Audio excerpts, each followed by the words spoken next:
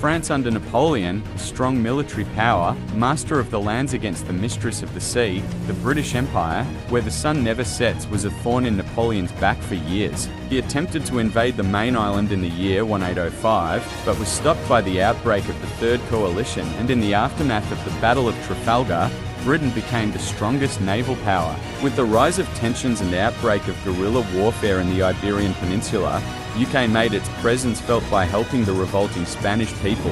Most of Europe was, however, allied with Napoleon and installed a continental system against the British trade route, but Russia left it shortly. Napoleon didn't want the trade with the British reopen in Europe, so he prepared more than 600,000 troops, the largest army Europe had ever seen. But the logistics were poor and a big disaster was awaiting the French, and less than 10% of the original army would return, making this short campaign that Napoleon estimated to end in like 5 weeks, a big change into the tide of this war and the start of the upcoming downfall. This long video took a long time to make, so I would appreciate if you would subscribe, press the like button and share with a friend for more videos. Enjoy!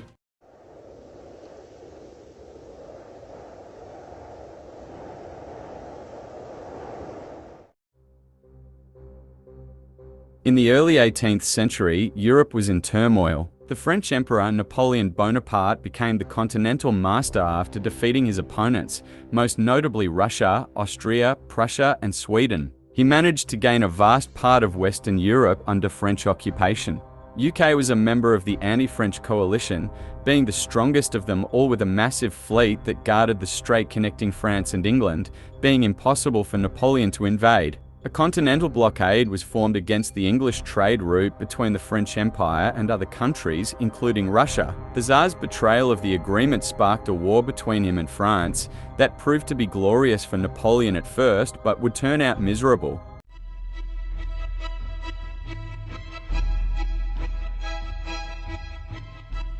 From 1792 and onwards, France had been at a near-constant state of war with the major European powers, a consequence of the French Revolution. Napoleon, who seized power in 1799 and ruled France as an autocrat, conducted several military campaigns which led to the creation of an empire. Starting in 1803, the Napoleonic had proven Napoleon's abilities and talent when come to art war. He emerged victorious in the War of the Third Coalition from 1803 to 1806, which dissolved the 1,000-year-old Holy Roman Empire, the Fourth Coalition from 1806 to 1807, and the Fifth in 1809. In the aftermath of the Fourth Coalition, Napoleon and the Russian Tsar, Alexander I, had signed the Treaty of Tilsit on the Niemen River after the French victory at Friedland against the Russo-Prussian armies. The treaties had gradually improved the relations between Russia and France, making Napoleon the master of the old continent, dominating his neighbors. The agreement made Russia a French ally, and they adopted the continental system, which was a blockade on the United Kingdom. The massive country depended heavily on the English trade, and their economy was heavily affected, determining the Tsar to leave the system on December 31, 1810. The Treaty of Schönbrunn, which ended the War of the Fifth Coalition in 1809, had a clause removing Western Galicia from Austria and giving it to the Duchy of Warsaw. Russia viewed this as against its interests, as they considered the territory to be a potential launching point for a French attack. Napoleon had tried to get Russian cooperation through an alliance by seeking to marry Alexander's youngest sister, Anna Pavlovna. Instead, he married Marie-Louise, the daughter of the Austrian Emperor. France and Austria signed an alliance treaty on March 14, 1812. Napoleon was, however, getting older and older, as he was not in the same physical and mental state like in the previous years. He had become overweight and increasingly prone to various maladies.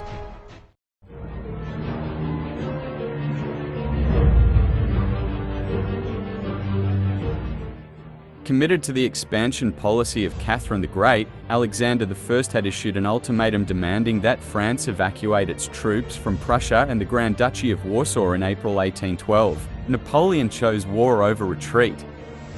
Officially, Napoleon announced the following proclamation: "Soldiers, the Second Polish War is begun. The first terminated at Friedland, and at Tilsit, Russia vowed an eternal alliance with France and war with the English. She now breaks her vows and refuses to give any explanation of her strange conduct until the French eagles have repassed the Rhine and left our allies at her mercy. Russia is hurried away by a fatality. Her destinies will be fulfilled. Does she think us degenerated? Are we no more the soldiers who fought at Austerlitz? She places us between dishonor and war. Our choice cannot be difficult. Let us then march forward. Let us cross the Niemen and carry the war into her country. This second Polish war will be as glorious for the French arms as the first has been. But the peace we shall conclude shall carry with it its own guarantee and will terminate the fatal influence which Russia for 50 years past has exercised in Europe. Between the 8th and the 20th of June, the troops had been in perpetual motion and daily had to undertake the most arduous marches in the abominable heat. Napoleon's main goal was to rout the Imperial Russian army and to force Tsar Alexander I to return to the continental system.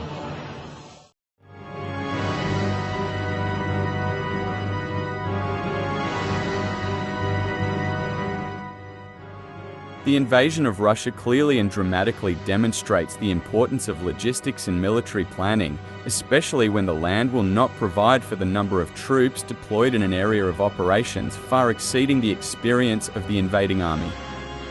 Napoleon made extensive preparations for provisioning his army. The French supply effort was far greater than in any of the previous campaigns. 20 train battalions, comprising 7,848 vehicles, were to provide a 40-day supply for his grander army and its operations. The Vistula River Valley was built up in 1811 as a supply base for future campaigns. The French-controlled Germany and Poland were organized into 3 arrondissements with their own administrative headquarters. The logistical build-up that followed was critical for Napoleon's administrative and logistical skills, who devoted his efforts during the first half of 1812 largely to the provisioning of his army. Napoleon studied Russia's geography and the history of Charles XII's invasion of Russia from 1708 to 1709 and understood the need to bring forward as many supplies as possible. The French army already had experience of operating in lightly populated and underdeveloped conditions of Poland and East Prussia during the Fourth Coalition. However, nothing was to go as planned because Napoleon had failed to take into account conditions that were totally different from what he had known so far. Napoleon and his army were used to living off the land, which had worked well in densely populated and agriculturally rich Central Europe countries such as Austria and other German states, with its dense network of roads.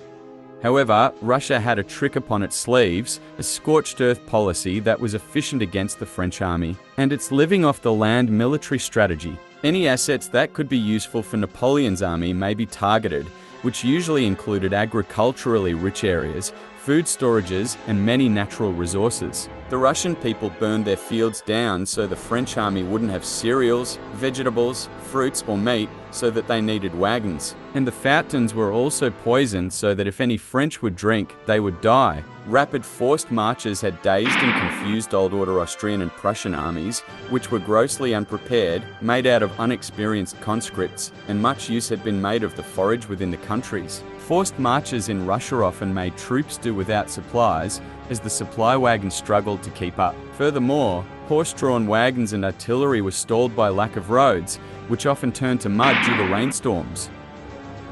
Lack of food and water in thinly populated, much less agriculturally dense regions led to the death of troops and their mounts by exposing them to waterborne diseases from drinking from mud puddles and eating rotten food. The front of the army received whatever could be provided, while the formations behind starved. The most advanced magazine in the operations area during the attack phase was Vilna. Beyond that point, the army was on its own.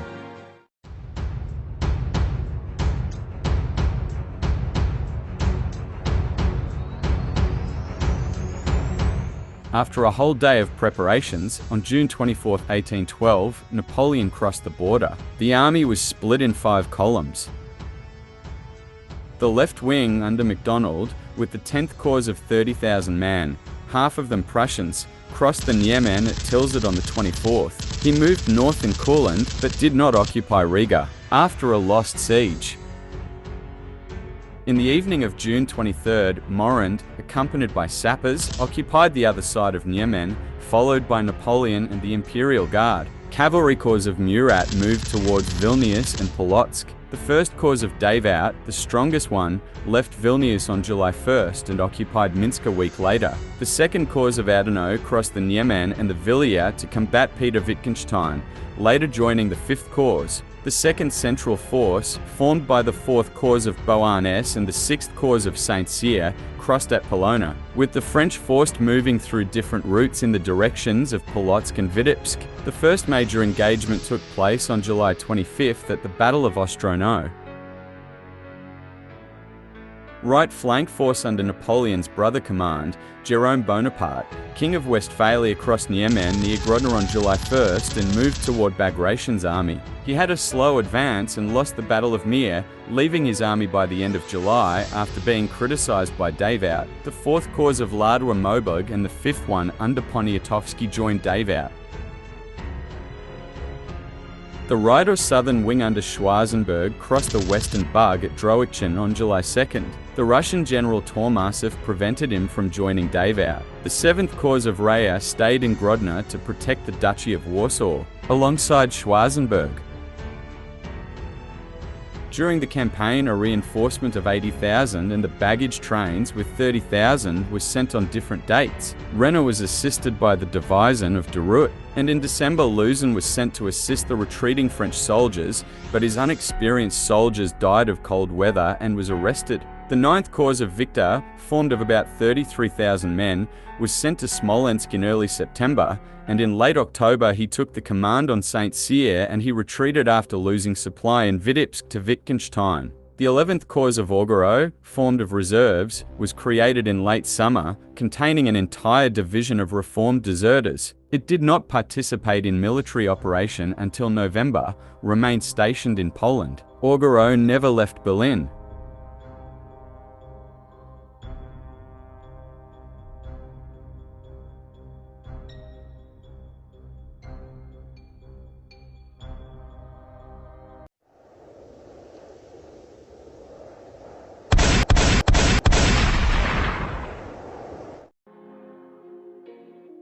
After the Imperial Russia left the continental system of Napoleon against the British trade route in Europe, France had been preparing for war since then. In response to the Russian ultimatum sent by the Tsar to Napoleon, demanding his withdrawal from Poland and Prussia, France declared war on Russia. However, the situation was not the same. The Central Europe had rich agriculturally and densely populated areas. That was an advantage for the Napoleonic army. Russia scorched the earth while retreating, influencing the French to bring their wagons with them, slowing their advance. Cracks opened in Napoleon's invincibility.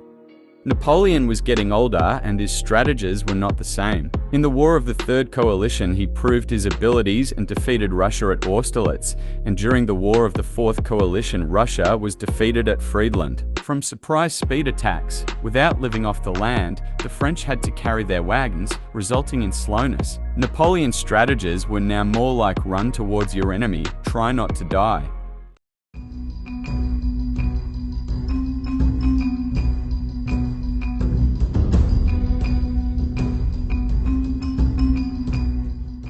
At first, Napoleon met with little resistance and moved quickly into the enemy territory, in spite of the transport of more than 1,100 cannons, being opposed by the Russian army with more than 900 cannons.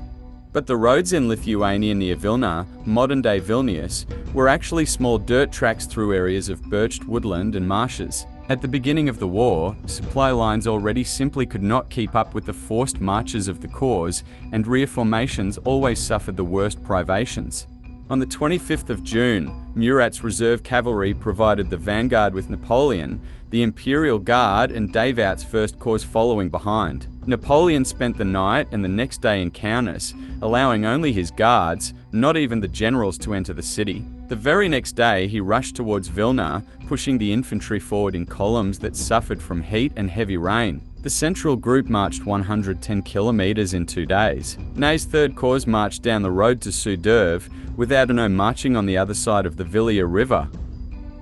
Since the end of April, the Russia headquarters was centered in Vilna, but on 24th of June couriers rushed news about crossing of the Niemen to Barclay de Tolly. Barclay was a Russian field marshal, former Minister of War.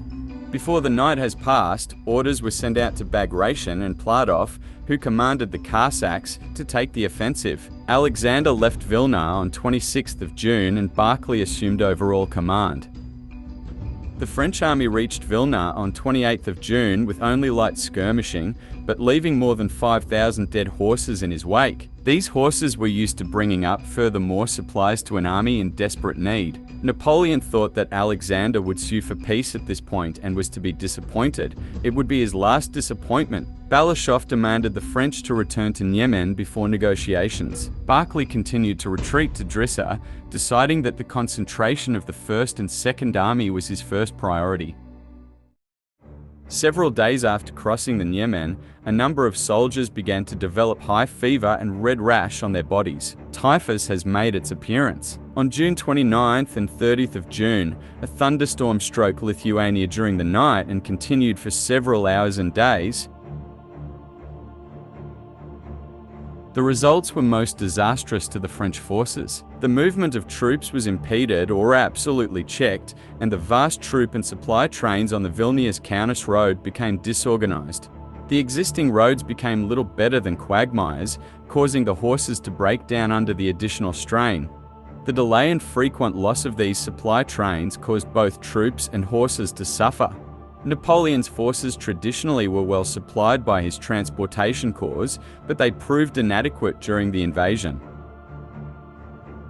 The foraging in Lithuania proved hard, as the land was mostly barren and forested. The supplies of forage were less than that of Poland, and 2 days of forced marching made a bad supply situation even worse. Some 50,000 stragglers and deserters became a lawless mob warring with the local peasantry in all-out guerrilla war, which further hindered supplies reaching the French army. Central to the problem were the expanding distances to supply magazines, and the weather became an issue. A Lieutenant Mertens, who was a Württemberger serving with Ney's Third Corps, reported in his diary that oppressive heat followed by cold nights and rain left them with dead horses and camping in swamp-like conditions with dysentery, and fever raging through the ranks, with hundreds in a field hospital that had to be set up for the purpose. He reported the times, dates and places of the events, reporting new thunderstorms on July 6th and men dying of sunstroke few days later. Rapid forced marches caused desertion and starvation, exposing the troops to filthy water and disease. During the attack phase at Vilna, less blood flew but casualties were rising. Diseases spread across the soldiers, the weather was unfavorable and many deserted due to low amount of supply. Such a horrifying start.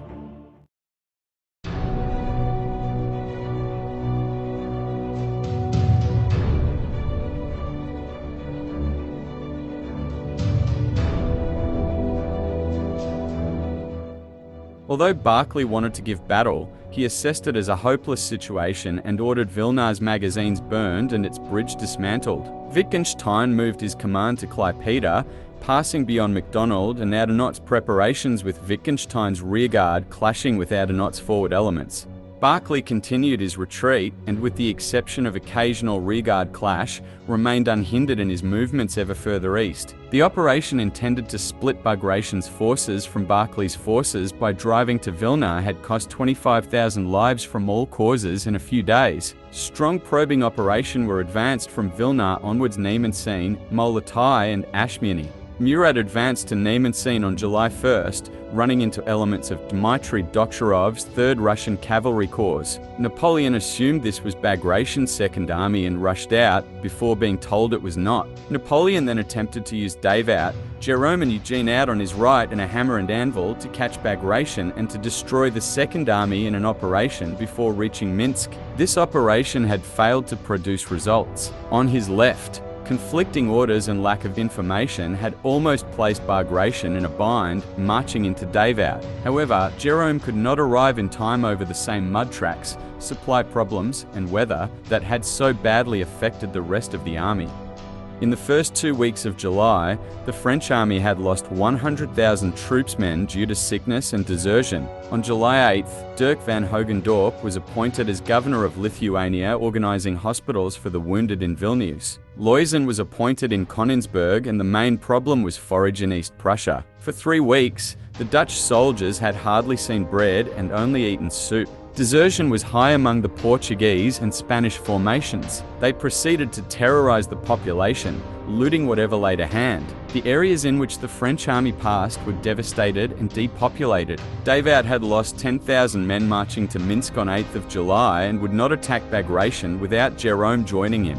He ordered the Polish cavalry to search for the thousands looting soldiers who stayed beyond. Davout left the city, and a Polish man named Joseph Barbanegro organized the logistics.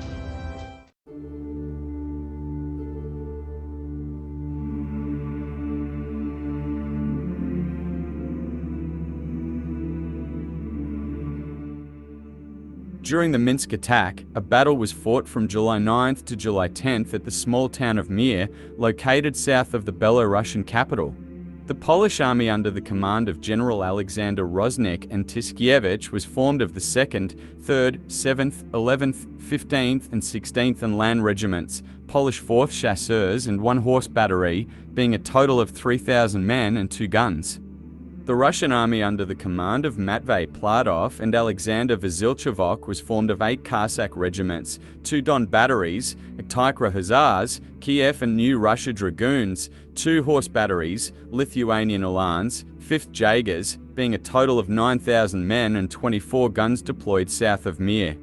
When 1 brigade of the Polish 4th Light Cavalry attacked Pladov, advance posts, numbering about 100 men. These advance posts had the dual job of both observation and sentry duty, and to entice the enemy to attack. Ambushes of 100 men each were set up farther down the road to Mir. The Polish General Alexander Roznik's forces clashed with Russian Alexander Vasilchekov's cavalry, resulting in hand-to-hand combat with fairly even losses. Followed by Ulans, they swept through the village, attacking Pladov's main force. A 3rd Polish brigade attempting to join the fight was encircled and broken by Cossacks, after which the entire Polish force gave ground, driven back with the aid of Russian hussars. After the arrival of Vasilchekov's Ikturka hussars, dragoons, and other reinforcements, the battle raged for 6 hours, shifting to the nearby village of Simiakova. Pladov defeated the enemy there and moved on to Mir, where he inflicted further losses on the enemy before tactically withdrawing. A complete rout was only averted by Tyszkiewicz's brigade, which covered the Polish retreat. The town of Mir and fort ruins were used as a headquarters by Jeremy Bonaparte, until he decided on the 16th to leave the army after quarrels with Vandamme, Davout and with his older brother. After retreating, the Mir castle was destroyed with gunpowder.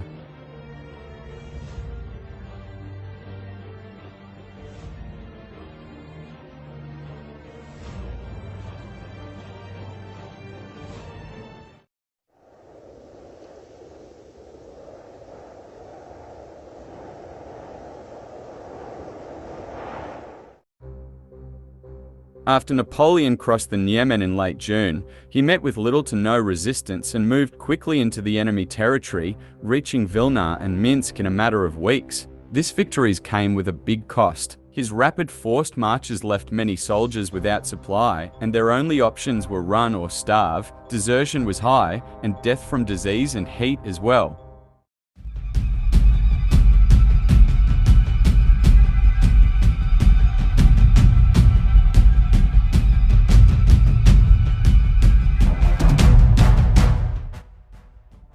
The French Marshal MacDonald, accompanied by the 10th Corps and the Prussian General Julius von Groet, who approached Riga, defeated the Russian forces of Friedrich von Lewis of Mina at the Battle of Vitebsk. The Governor-General of Riga, Magnus Gustav, overestimated his opponents and ordered preparations for the siege and the burning of the suburbs after doubt and cancellation, including those on the right bank. Commander Ivan Emy announced the partial destruction of the Moscow and St. Petersburg suburbs, and on the evening of July 11th, police were ordered to start the arson. The fire, wind and poor organisation spiralled out of control, causing even more damage to the townspeople than planned. On July 19th, 67 Russian gunboats finally arrived in Riga, much more than those made by Thomas Byam Martin.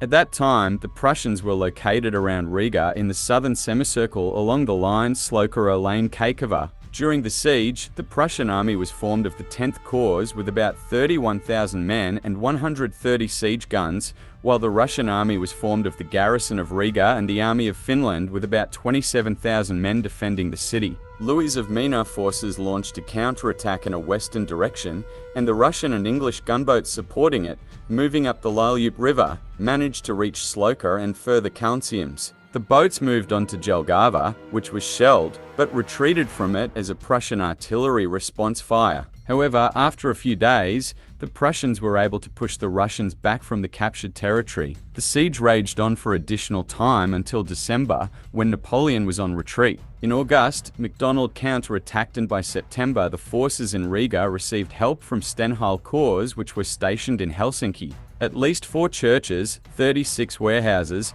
35 state and 705 residential buildings were burned down on July 12th, when the siege started and ended on December 8th.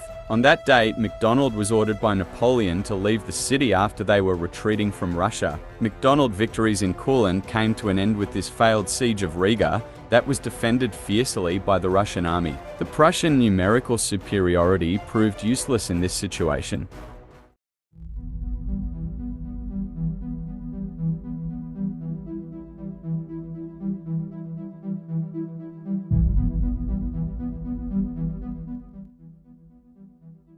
While retreating from Minsk, the Russians and Davout encountered at the Battle of Saltanovka. The First Corps of Davout was formed of 22,000 infantry, 60,000 cavalry and 55 guns, while the 7th Corps of Nikolai Raevsky was formed of about 20,000 men and 90 guns. The 7th Corps advance guard of 2 Giga battalions launched an attack on Davout outpost on July 23rd, and the French general replied with an attack backed by artillery that destroyed the Russians. The 26th Russian Infantry Division assaulted Fartova in extended column formations. Davout redeployed his attacks, backed by artillery that also defeated the Russians. With 12 guns, the Russians swept through the French defense and took the village. Davout prepared an ambush that inflicted heavy casualties on the Russian side and retook the village. The Russian attack's main point was Saltanovka, and the Jaeger would act like a support with artillery for Raevsky personally led Smolensk infantry regiment to capture a dam. The assault on Fartova took place at the same time, and Raevsky started his attack too late. French artillery inflicted heavily casualties on the Russians, and Raevsky ordered a charge, allegedly with his 11 and 16-year-old sons, but the attempt failed. French prisoners informed Raevsky of the upcoming attack, and Bagration retreated to Dashkovka. Davout attacked the Russian rearguard later that day, but did not achieve results.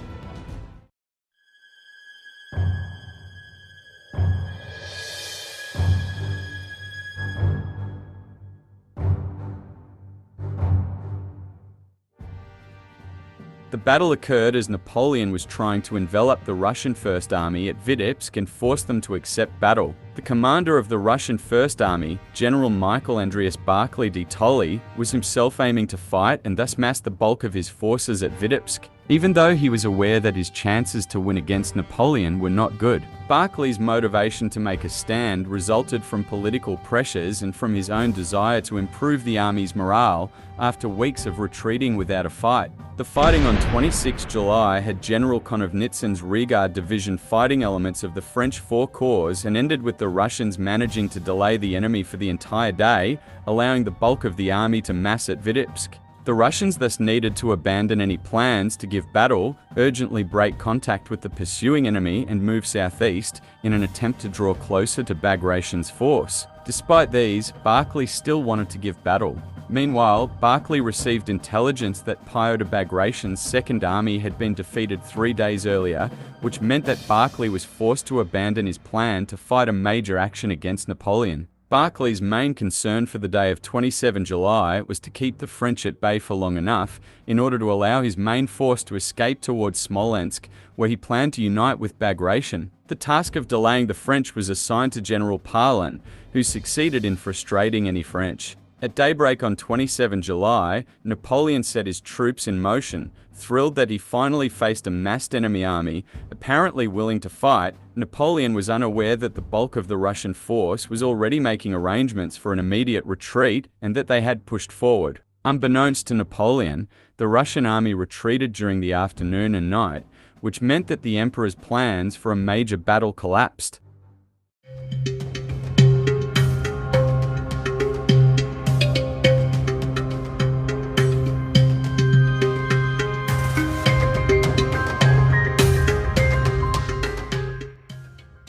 Barclay refused to fight despite Bagration's urgings. He attempted at offensive position but was useless against the fast French advance, didn't give him time to finish preparations. When the French army progressed, it encountered serious problems in foraging, aggravated by the scorched earth policy. After the victory at Vitebsk, Napoleon realized that the Russian could retreat easily at night, and his plan for major battle collapsed. According to the governor of Vilnius, Napoleon planned not to go further than Smolensk and make Vilnius his headquarters for the winter. However, he could not go back. At the end of July, his position was unfavorable. There was heat during the day, and also at night, he had lost a third of his army due to sickness and straggling. The Russo-Turkish War ended in 1812 and Kutuzov signed the Treaty of Bucharest. Napoleon's former ally Bernadotte had signed an alliance with Russia and broke off relations with France. Napoleon's brother had resigned and decided to go home. For Napoleon, he lost the opportunity to destroy the Russian army separately. On August 4th, the corps of Barclay and Bagration finally united in Smolensk, and on August 5th they held a council of war. Under pressure, Barclay decided to launch an offensive and the Russian force was sent west. Napoleon hoped that the Russian advance would lead to a long-desired major engagement and remade his plans. On August 15th, Napoleon celebrated his 43rd birthday by reviewing his army. In late afternoon, Murat's cavalry and Ney's infantry closed up to western side of Smolensk. The Battle of Smolensk now begins. Smolensk was a historic fortress city of 12,600 people, defended by a bastion, towers and a thick stone wall. Dnieper River ran through the middle of the city, and the Assumption Cathedral in Smolensk had one of the most venerated icons of the Orthodoxy, including Our Lady of Smolensk attributed to St. Lucas, and Napoleon assumed that the Russian will defend it outside the city.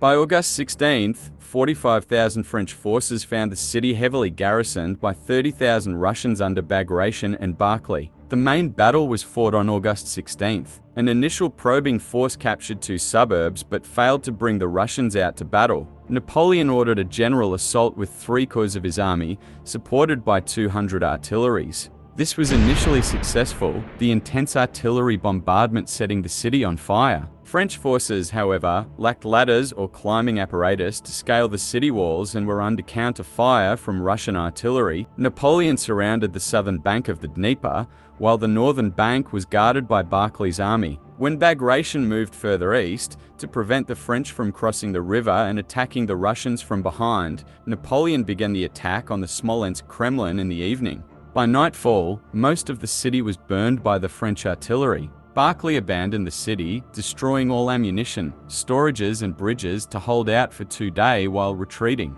Around dawn on August 17th, the Polish forces successfully breached the walls and in a few hours the main French force entered the city. Barclay retained forces on the other side of the river, preventing a crossing until the night of August 18th. The city was almost destroyed and the Russian general was humiliated. The French discussed their options or prepare for a new attack after winter. Napoleon pressed his army on after the Russians. Murat implored him to stop, but Napoleon could see nothing but Moscow. On 24 August, the Grander Army marched out of Smolensk. Eugene on the left, Poniatowski on the right, and Murat in the center, with the Emperor, the Guard, 1st Corps and 3rd Corps in the second line. Joseph Barbanegro was appointed commander of the devastated city and had to organize new supplies. After 5 weeks of war, Napoleon's effectiveness was reduced and a third of its army had disappeared from desertion or death from all causes. The humiliated Barclay would be replaced by Kutuzov, who had more experience.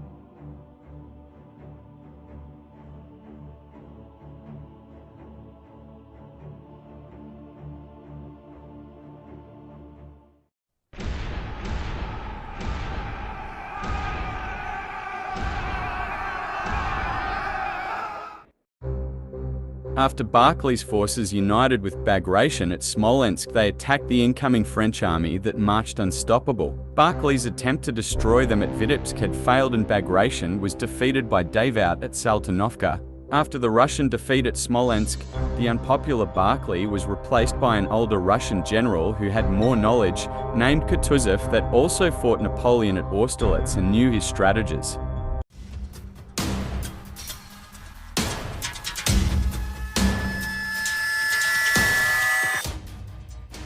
The Russian general, Wittgenstein, got defeated by St. Cyr and Oudinot at the First Battle of Polotsk and was forced to retreat north. Bagration wanted to organize militia, as Barclay had led the French right into Moscow. Political pressure on Barclay to give battle and the general's continuing reluctance to do so led to his removal after the defeat at Smolensk. On 20 August, he was replaced from his position as commander-in-chief by the popular veteran Mikhail Kutuzov. The former head of the St. Petersburg militia of the State Council arrived on the 29th at Zaryovo-Zymish, a border village. The weather was still unbearably hot, and Kutuzov went on with Barclay's successful strategy, using attrition warfare instead of risking the army in an open battle. Napoleon's superiority in numbers was almost eliminated from a ratio of 3-1 to a merely 5-4. The Russians fell back even deeper into Russia's interior as he continued to move east. They took a defensive position near Moscow to not let the historic city into French hands.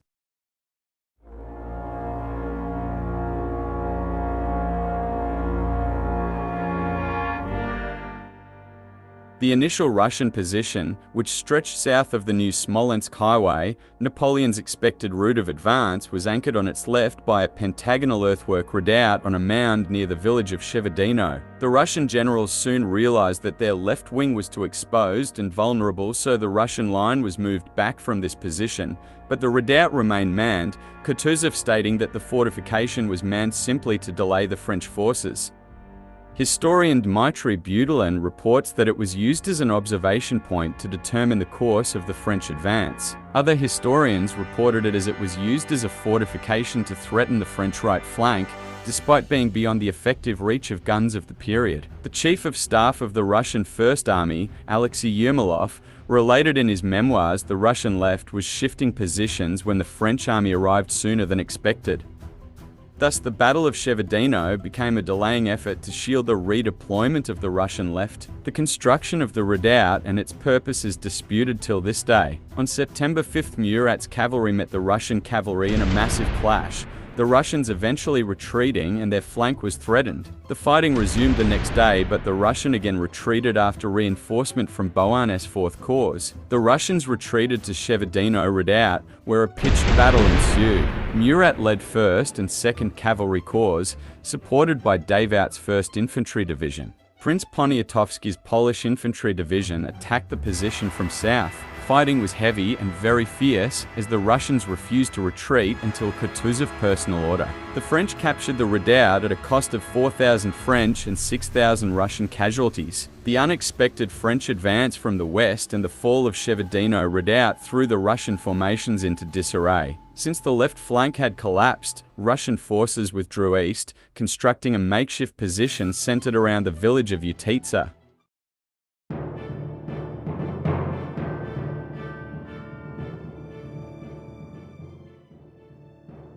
According to the Prussian general Karl von Clausewitz, although the Russian left was on marginally higher ground, this was but a superficial matter and did not provide much of a defensive advantage.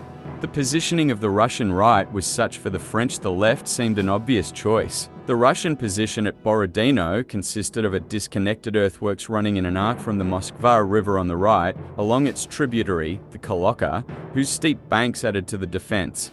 Thick woods interspersed along the Russian left and center made the deployment and control of French forces difficult, aiding the defenders. The Russian center was defended by Raevsky redoubt, a massive open backed earthwork mounting 19 12-pounder cannons, which had a clear field of fire, all the way to Kalocka. Kutuzov was very concerned that the French might take the new Smolensk road around his positions and onto Moscow, so placed the more powerful First Army under Barclay on the right, in positions which were already strong and virtually unassailable by the French. The Second Army under Bagration was expected to hold the left. The fall of Borodino unanchored the Russian left flank, but Kutuzov did nothing to change these initial dispositions, despite the repeated pleas of his generals to redeploy their forces. Thus, when the action began and became a defensive rather than an offensive battle for the Russians, their heavy preponderance in artillery was wasted on a right wing that would never be attacked. While the French artillery did much to help win the battle, Colonel Karl Wilhelm von Toll and others would make attempts to cover up their mistakes in this deployment, and later attempts by historians would compound the issue.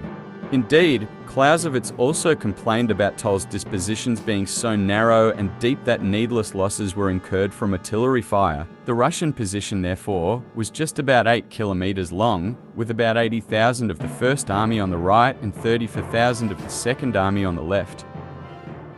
The first area of operations was on the Bagration Fletchers, as had been predicted by both Barclay de Tolly and Bagration. Napoleon, in command of the French forces, made errors similar to those of his Russian adversary, deploying his forces inefficiently and failing to exploit the weaknesses in the Russian line. Despite Marshal Davout's suggestion of a maneuver to outflank the weak Russian left, the Emperor instead ordered Davout's First Corps to move directly forward into the teeth of the defense, while the flanking maneuver was left to the weak Fifth Corps of Prince Poniatowski. The initial French attack was aimed at seizing the three Russian positions collectively known as the Bagration Fletchers, three arrowhead-shaped, open-backed earthworks which arced out to the left en echelon in front of the Kalocka stream. These positions helped support the Russian left, which had no terrain advantages. There was much to be desired in the construction of the Fletchers, one officer noting that the ditches were much too shallow, the embrasures open to the ground, making them easy to enter,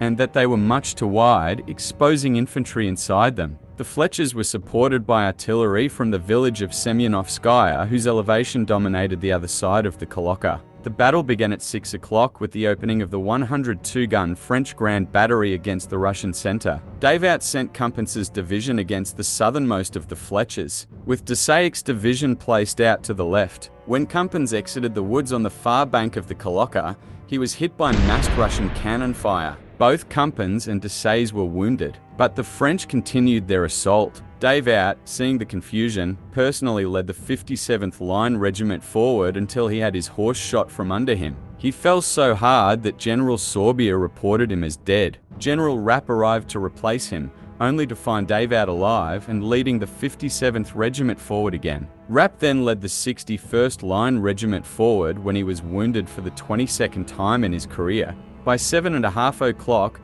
Davout had gained control of the three Fletchers. Prince Bagration quickly led a counterattack that threw the French out of the positions, only to have Marshal Mitchell-Ney lead a charge by the 24th Regiment that retook them. 8 grenadier battalions and 20 12-pounder cannon at their best pace to bolster Semyonovskaya. Colonel Toll and Kutuzov moved the Guard reserve units forward as early as 9 o'clock. During the confused fighting, French and Russian units moved forward into impenetrable smoke and were smashed by artillery and musketry fire that was horrendous even by Napoleonic standards. Infantry and cavalrymen had difficulty maneuvering over the heaps of corpses and masses of wounded. Murat advanced with his cavalry around the Fletchers to attack Bagration's infantry, but was confronted by General Duca's 2nd Cuirassier Division, supported by Neverovsky's infantry. The French carried out 7 assaults against the Fletchers and each time were beaten back in fierce close combat. Bagration in some instances was personally leading counterattacks,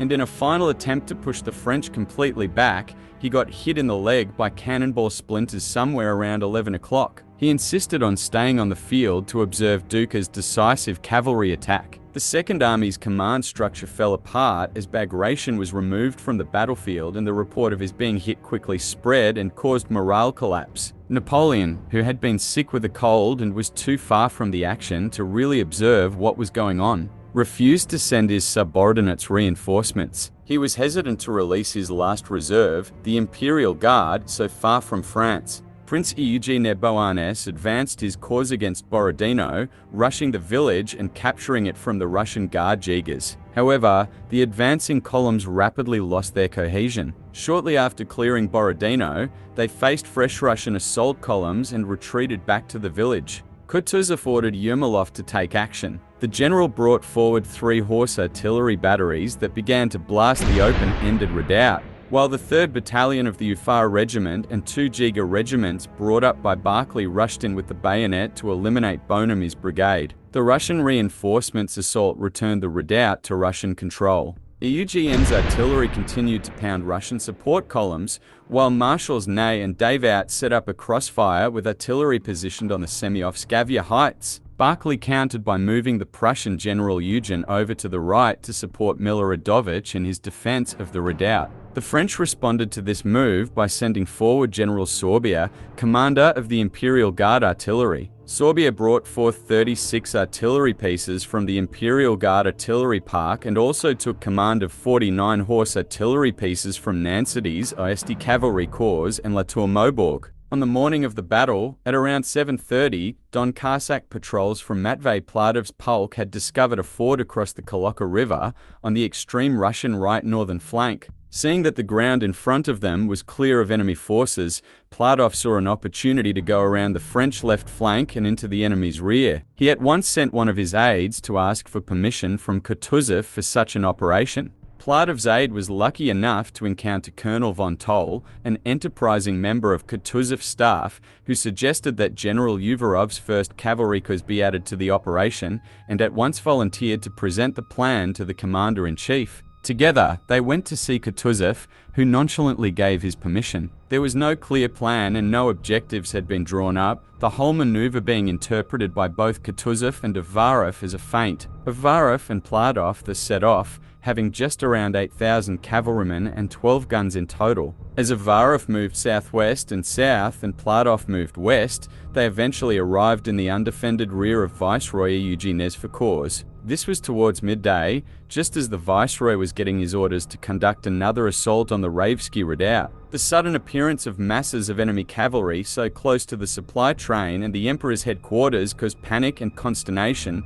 prompting Eugene to immediately cancel his attack and pull back his entire corps westwards to deal with the alarming situation. Meanwhile, the 2 Russian cavalry commanders tried to break what French infantry they could find in the vicinity. Having no infantry of their own, the poorly coordinated Russian attacks came to nothing. Unable to achieve much else, Pladov and Uvarov moved back to their own lines, and the action was perceived as a failure by both Kutuzov and the Russian General Staff. As it turned out, the action had the utmost importance in the outcome of the battle, as it delayed the attack of the 4 corps. During these 2 hours, the Russians were able to reassess the situation, realize the terrible state of Bagration's Second Army and send reinforcements to the front line. Meanwhile, the retreat of Viceroy Eugene's corps had left Montbrun's 2 French cavalry corps to fill the gap, which used up and demoralized these cavalrymen, greatly reducing their combat effectiveness. The delay contradicted a military principle the Emperor had stated many times: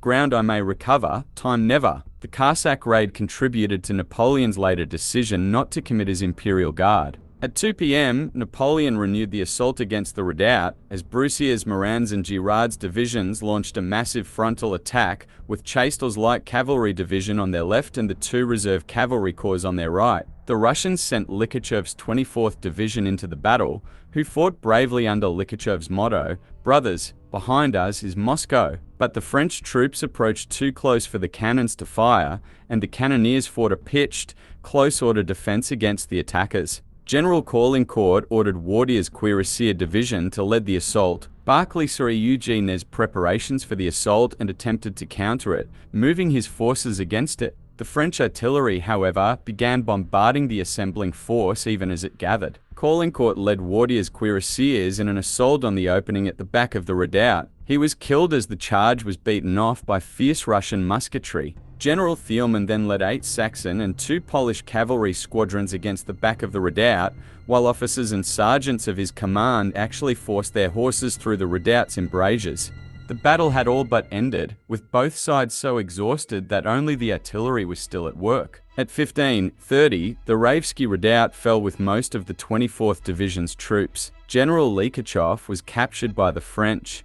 The third area of operations was around the village of Utitsa. The village was at the southern end of the Russian positions and lay along the old Smolensk road. It was rightly perceived as a potential weak point in the defense, as a march along the road could turn the entire position at Borodino.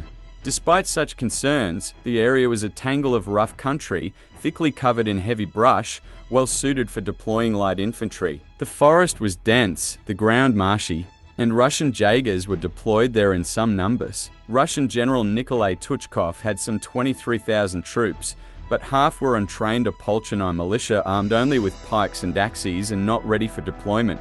Tuchkov had deployed his 1st Grenadier Division in line, backing it with the 3rd Division in battalion columns. Some 4 regiments were called away to help defend the redoubts that were under attack, and another 2 Jaeger regiments were deployed in the Utitsa woods, weakening the position. The Polish contingent contested control of Utitsa village, capturing it with their first attempt. Tuchkov later ejected the French forces by 8 o'clock. General Jean and Dostjuno led the Westphalians to join the attack and again captured Utitsa, which was set on fire by the departing Russians.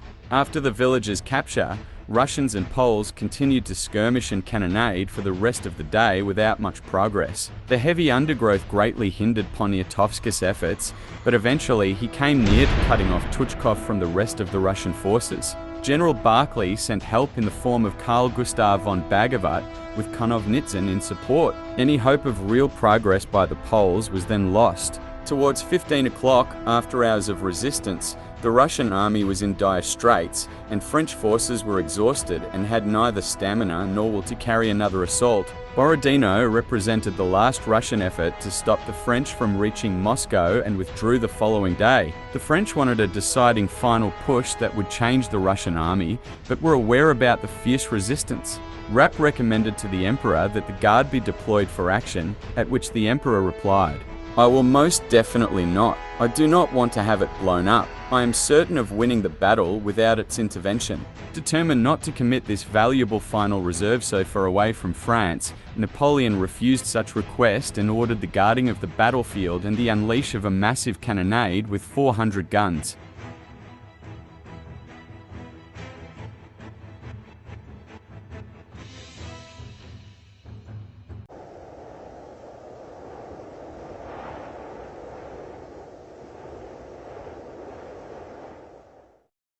After the French forces defeated the last Russian resistance near Moscow at the Battle of Borodino, they were now heading unstoppable towards the Russian historical city of Moscow. They would stand there for the rest of the 1812 autumn, but the winter would change the course of this conflict and the dominoes would come crashing in. Napoleon's face. The winter has no mercy.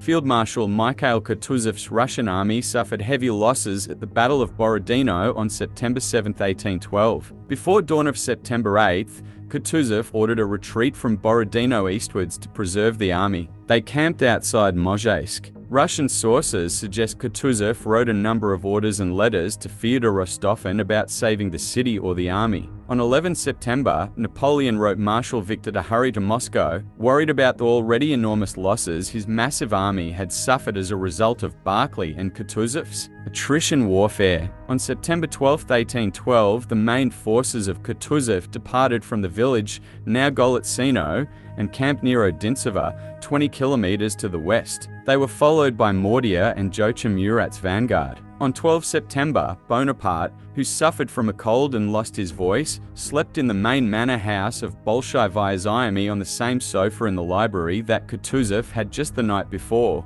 On 13 September, Napoleon left the manor house and headed east. Napoleon and Poniatowski also camped near Odintsova and invited Murat for dinner. In the afternoon, Russian army commanders met at the village of Fili near Moscow. After a long discussion, Kutuzov followed the advice of Karl Tol to retreat to the south, leading to the Battle of Maloyaroslavets. General Mikhail Miloradovich, commander of the Russian rearguard, was concerned by the disposition of the army. It was stretched across Moscow, burdened with a large number of wounded and numerous convoys. Miloradovich sent Captain Fyodor Akinfev of the Hussar Regiment's Lifeguards to start peace negotiations with Murat, commander of the French vanguard. Akinfev would deliver a note signed by Colonel Paisy Kaisarev, the duty general of the General Staff of the Russian Army, stating the wounded left in Moscow are entrusted to the humanity of the French troops, and a verbal message from Miloradovich saying, if the French want to occupy Moscow as a whole, they must, without advancing strongly, let us calmly leave it with artillery and a convoy. Otherwise, General Miloradovich will fight to the last man before Moscow, and in Moscow, and instead of Moscow, will leave the ruins. Akinfev was also to delay by staying in the French camp for as long as possible. On the morning of 14 September, Akinfev and a trumpeter from Miloradovich's convoy arrived at the French line just as the French were resuming their attack with cavalry. They were received by Colonel Clement Louis-Ellen de Villeneuve of the 1st Horse Jaeger Regiment, who sent Akinfev to General Horace Franoy's Bastien Sebastiani, commander of the 2 cavalry corps. Sebastiani's offer to deliver the note was refused. Akinfev said that he was ordered to personally deliver the note and a verbal message to Murat. The Russian delegation was sent to Murat. Initially, Murat rejected a compromise. To the note, he replied that it was in vain to entrust the sick and wounded to the generosity of the French troops. The French and captive enemies no longer see enemies. Furthermore, Murat said that only Napoleon could stop the offensive. However, Murat quickly changed his mind and recalled the delegation, saying that he was willing to accept Miloradovich's terms to save Moscow by advancing as quietly as the Russians, on the condition that the French were allowed to take the city on the same day. Murat also asked Akinfev, a native of Moscow, to persuade the city's residents to remain calm to avoid reprisals. Before leaving, Kutuzov had Rostov and destroy most of Moscow's supplies as part of a scorched earth strategy. This was a different action from the famous burning of Moscow, which would later destroy the city. The Grander Army began entering Moscow on the afternoon of 14 September, a Monday, on the heels of retreating Russian army. Cavalry from the French vanguard encountered Cossacks from the Russian rearguard. There was no fighting, and there were displays of mutual respect. At 14 o'clock, Napoleon arrived at Poklanaya Gora, 3 miles from the limits of 1812 Moscow. Accompanying him was the French vanguard, arrayed in battle formation by Murat's orders. Napoleon waited for half an hour. When there was no Russian response, he ordered a cannon fired to signal the advance on the city.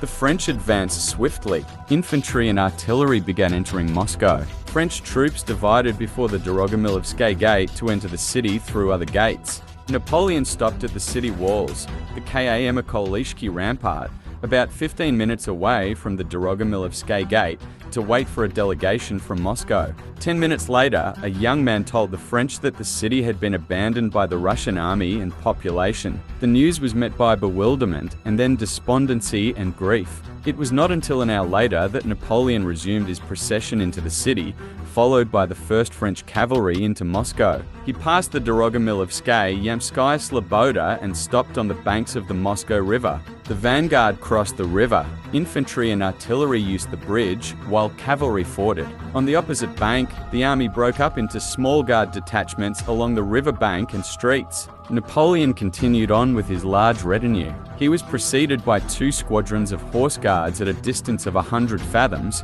and his uniform was austere compared to those around him. The streets were deserted.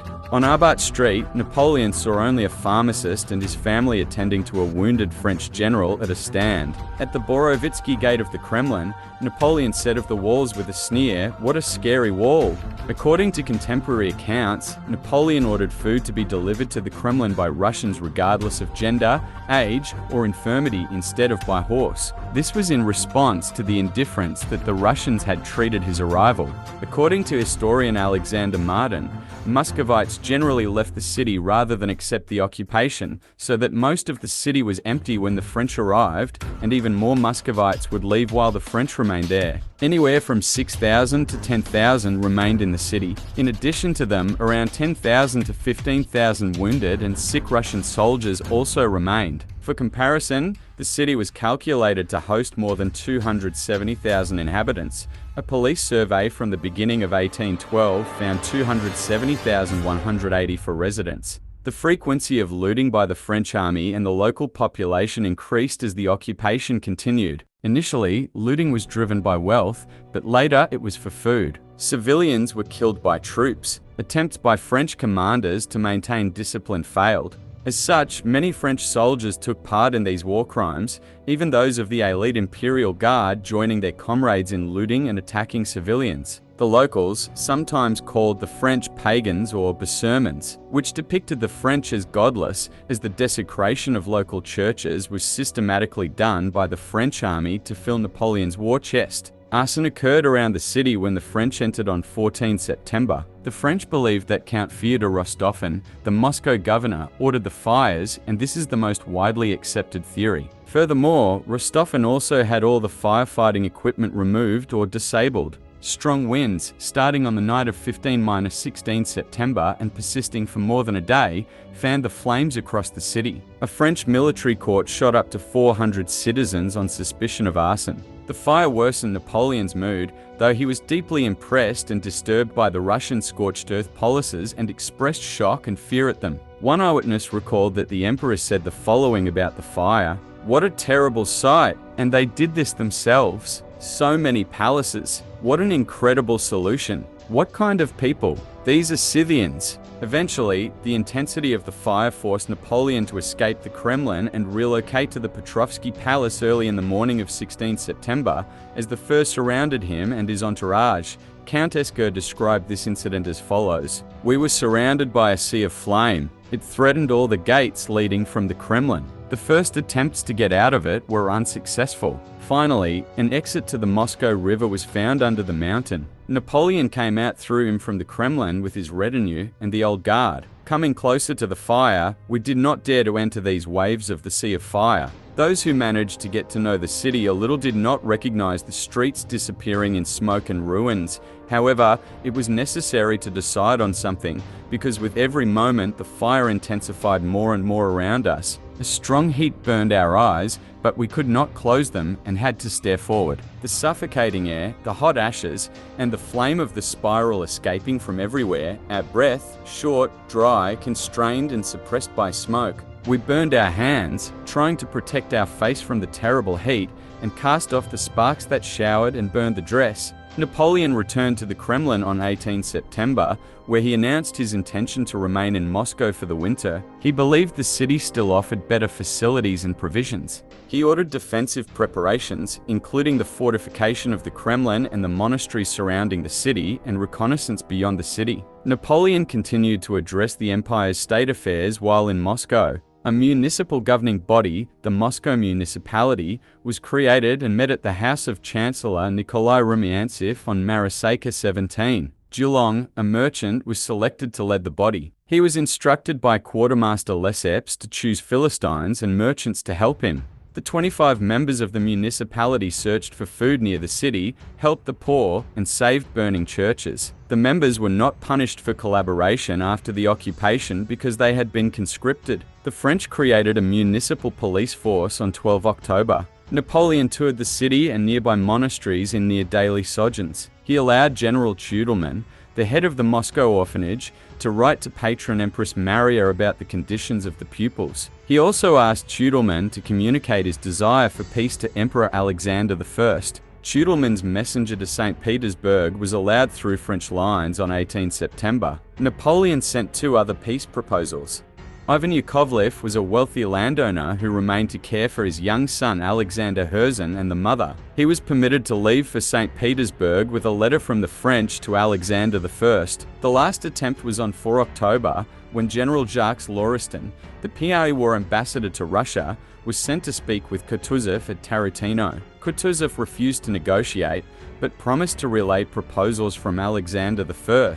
Napoleon received no replies to any of the proposals. Churches were not afforded special protections. Some house stables, wood components were used as fuel, and others had their gold and silver items melted down. After the occupation, the Assumption Cathedral of the Moscow Kremlin was closed to the public to hide the damage. I was overwhelmed with horror finding this revered temple, which spared even the flame, now put upside down the godlessness of the unbridled soldier, and made sure that the state in which it was needed to be hidden from the eyes of the people. The relics of the saints were disfigured, their tombs filled with sewage. Decorations from tombs are torn off. The images adorning the church were stained and split. It was impossible to adequately provision the grander army in a burnt city, with guerrilla warfare by the Cossacks against French supplies and a total war by the peasants against foraging. This warfare weakened the French army at its most vulnerable point, logistics, as it had overstretched its supply.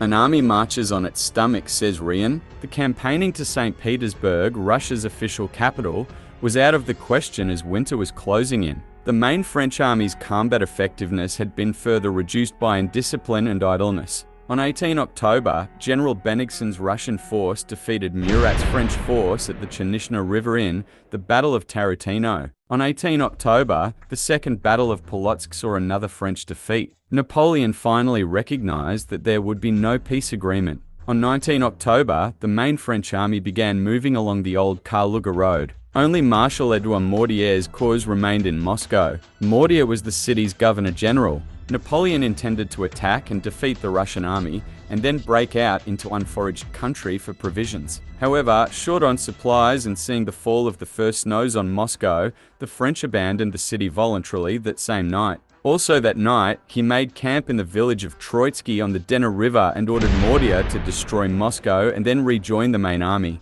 Mortier was to set fire to wine shops, barracks, and public buildings, followed by the city in general, and then the Kremlin. Gunpowder was to be placed under the Kremlin walls, which would explode after the French left the city. There was only time to partially destroy the Kremlin. The Vodovodvina Tower was completely destroyed, while the Nikolskaya, First Bezemyanaya, and Petrovskaya towers, the Kremlin wall, and part of the arsenal were badly damaged. The explosion set the Palace of Facets on fire. The Ivan the Great Bell Tower, the city's tallest structure, survived demolition nearly unharmed, although the nearby Church of the Resurrection was destroyed. The Russian army's cavalry vanguard, commanded by General Ferdinand von Winsingrode, was the first to re-enter the city. Winsingrode was captured by Mortier's troops, and command fell to General Alexander von Benkendorf. On 26 October, Benkendorf wrote to General Mikhail Vorontsov, "We entered Moscow on the evening of the 11th September.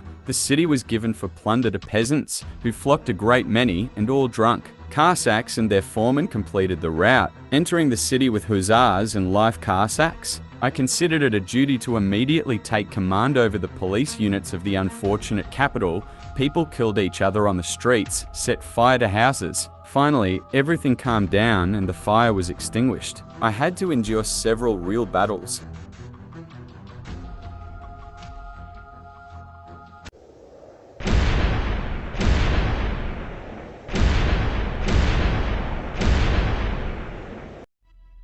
In early September, Napoleon's forces defeats the Russian army at the Battle of Borodino and secures his advance towards Moscow, which he enters a week later. He was welcomed by a post-apocalyptic city, ravaged by fire on the command of Moscow's governor, and he instantly knew that his stay there wouldn't be long, so he sought peace negotiations with the Tsar, which were rejected. The first snowflakes fell and the temperature was freezing. In addition, with some battles lost on the front, Napoleon finally withdrew and the downfall was coming.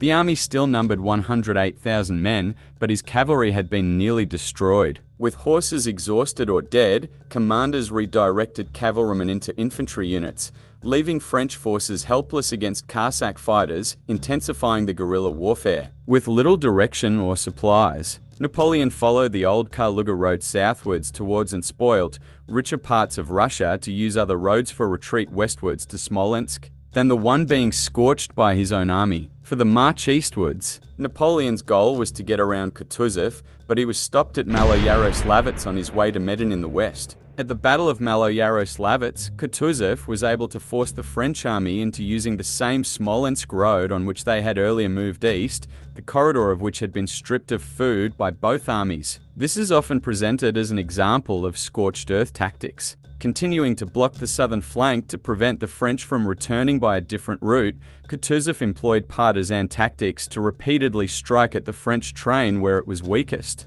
As the retreating French train broke up and became separated, Cossack bands and light Russian cavalry assaulted isolated French units. Supplying the army in full became an impossibility because of the continuous forests. The lack of grass and feed weakened the remaining horses, almost all of which died or were killed for food by starving soldiers. Without horses, the French cavalry ceased to exist. Cavalrymen had to march on foot. Lack of horses meant many cannons and wagons had to be abandoned. The loss of thousands of wagons and trained horses weakened Napoleon's armies for the remainder of his wars. Starvation and disease took their toll, and desertion soared. Many of the deserters were taken prisoner or killed by Russian peasants. In early November 1812, when Napoleon arrived at Dorogobush, Napoleon learned that General Claude de Marle had attempted a coup d'état in France. Badly weakened by these circumstances, the French military position collapsed. Further, defeats were inflicted on elements of the Grander Army at Vyazma, Polotsk and Krasny. Russian armies captured the French supply depots at Polotsk, Vitebsk and Minsk, inflicting a logistical disaster on Napoleon's fast collapsing Russian operation. However, the union with Victor, Borodino and Dombrovsky at the Boba brought the numerical strength of the Grander Army back up to some 49,000 French combatants as well as about 40,000 stragglers. All the French corps went on to Borisov, where a strategic bridge to cross the Berezina was destroyed by the Russian army. The crossing of the river Berezina was a final French calamity. 2 Russian armies inflicted heavy casualties on the remnants of the Grander Army. Because of an incursion of thaw, the ice on the Berezina River started to melt during the last major battle of the campaign. In military terms, the escape can be considered as French tactical victory. It was a missed opportunity for the Russians, who blamed Pavel Chichagov.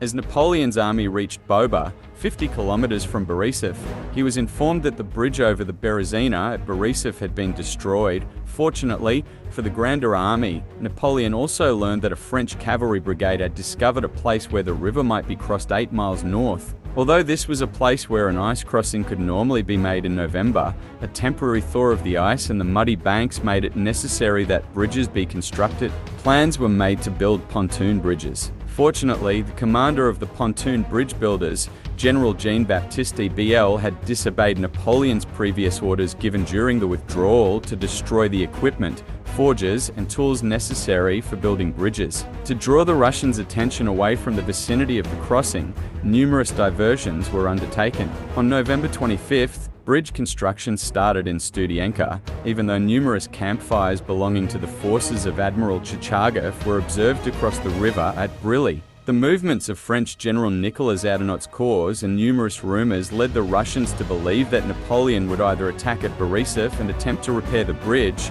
or he would lead his troops south of Borisov and cross the Berezina downstream. As a result, Chichagov made the decision to move the main body of his force south of Borisov to Shabashtseviki so that he could watch and patrol a 90-kilometer stretch of the Berezina River. Russian General Chaplitz and his force of approximately 3,000 men camped at Brilly were ordered to move. As a result, on the morning of 26 November, the French discovered that the Russians had abandoned their camp on the west bank. 40 French cavalry troopers made their way across the river and protected the crossing of 400 men in boats. This small force then secured the west bank. Meanwhile, neither of the Russian forces pursuing Napoleon from the rear were very aggressive, and both remained substantial distances north and west of the Berezina River while the French bridged the river. This river was 20 to 30 meters wide and filled with drifting ice, but its banks are swampy. By 1 p.m., the smaller of the 2 bridges was complete, and Borodino began to lead his infantry of 7,000 men across the river and establish a defensive position to protect against the Russian forces to the south. Later that afternoon, the larger of the 2 bridges for the artillery was completed.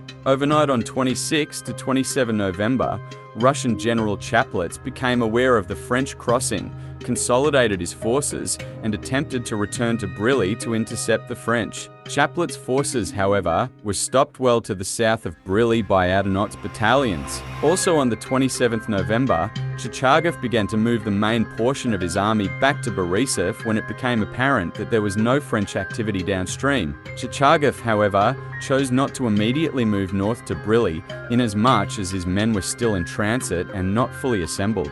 By midday of the 27th November, Napoleon and his Imperial Guard were across. One of the spans broke in the late afternoon, but the engineers had it repaired by early evening. The corps of Marshal Davout and Prince Eugene were able to cross before the day ended. The last unit on the eastern bank, Marshal Victor's 9 Corps, was given the order to defend against the approach of Wittgenstein, who had then reached Borisov.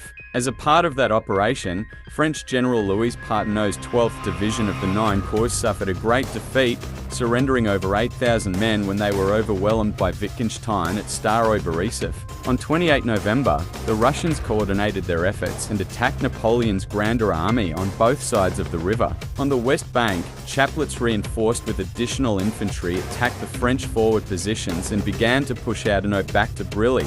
French General Ney took command when Adenot was wounded and the Russian advance was stopped. 25,000 men engaged in a firefight that lasted into the night. Finally, French General Dumac led a cavalry charge of the cuirassiers, forcing the Russians back and ending the battle for the day. On the east bank of the river, Wittgenstein attacked Victor's 9 Corps at 5 am. The French were pushed back in fighting that went on for 8 hours. At 1 p.m., the Russians attained a position that enabled them to flank the French and rain down cannon fire on the bridges. The artillery bombardment fell largely upon the stragglers, causing a human stampede as individuals rushed for the bridges or jumped into the cold river in an attempt to swim to the other side. The fighting and bombardment lasted for approximately 4 hours, at which time the bridge engineers began working to clear a path for Victor's 9 Corps to cross the river.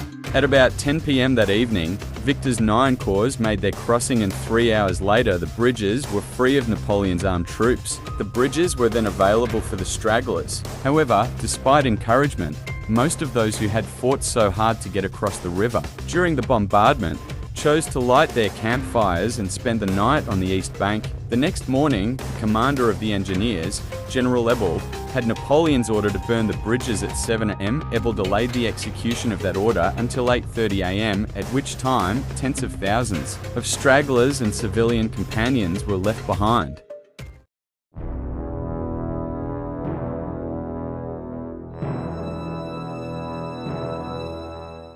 Following the campaign, a saying arose that General Winter defeated Napoleon, alluding to the Russian winter. Maynard's map shows that the opposite is true, as the French losses were highest in the summer and autumn. Due to inadequate preparation of logistics resulting in insufficient supplies, while many troops were also killed by disease. Thus, the outcome of the campaign was decided long before the cold weather became a factor. When winter arrived in November, the army was still equipped with summer clothing and did not have the means to protect themselves from the cold or snow. It had also failed to forge cork shoes for the horses to enable them to traverse roads that had become iced over. The most devastating effect of the cold weather upon Napoleon's forces occurred during their retreat.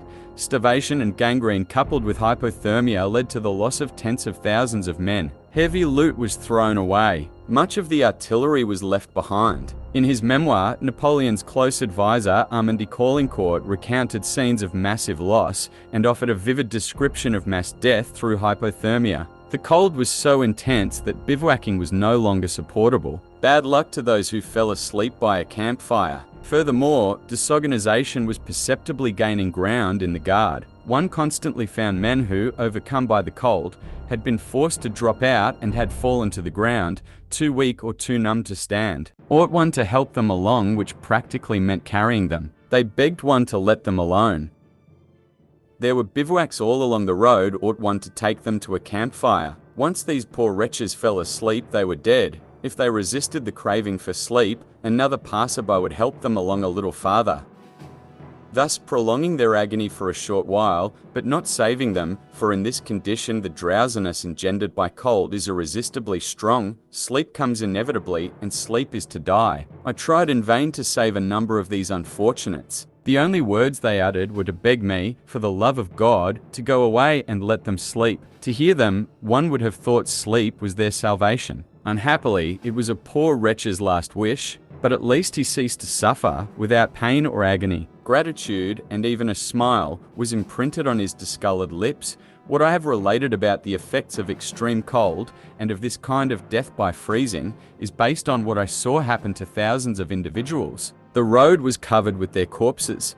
This befell a grander army that was ill-equipped for cold weather. The French deficiencies in equipment caused by the assumption that their campaign would be concluded before the cold weather set in were a large factor in the number of casualties they suffered. From the Berezina, the retreat was nothing but utter flight. The preservation of war materiel and military positions was no longer considered. When the nighttime temperature dropped to -35 degrees Celsius, it proved catastrophic for Loisen's untried soldiers. Within 3 days, his division of 15,000 soldiers lost 12,000 men without a battle. More than 600,000 French men went in Russia, the biggest army seen then. Only about 50,000 returned. This defeat was humiliating. After the invasion ended, the Russians occupied Poland, and the war of the Sixth Coalition would start that would send Napoleon off of his throne right to Elba in exile.